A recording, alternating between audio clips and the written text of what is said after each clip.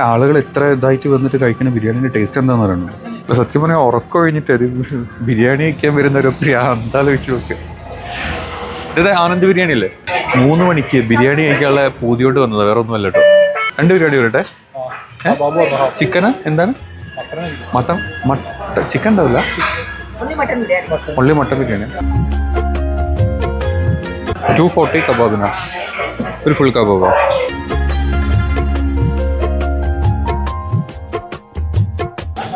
നല്ല ചൂട് മട്ടൻ ബിരിയാണി കേട്ടോ.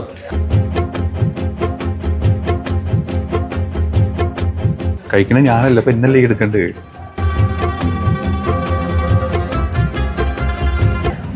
നല്ല മസാല റിച്ച് ആട്ടല്ല, നല്ല മസാല ഇതൊക്കെ ഉണ്ട്. പക്ഷെ ടേസ്റ്റ് മട്ടൻ എനിക്ക് വേണ്ട. മട്ടൻ കഴിക്കും. മട്ടൻ അവൻ കഴിക്കുന്ന വീഡിയോ എടുക്കും. മട്ടൻ കഴിക്കും ആ ടേസ്റ്റ് അറിഞ്ഞ് കഴിക്കും. കബാബ് കൊള്ളാട്ടോ കണ്ടിട്ട്.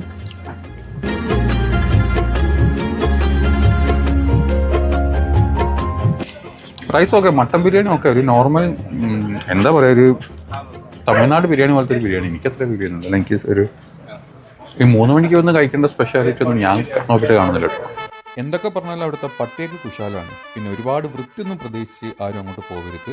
പിന്നെ 3 മണിക്ക് പോയി കഴിക്കേണ്ടതായിട്ടുണ്ടോ എന്ന് ചിന്തിക്കേണ്ടിട്ടുണ്ട്.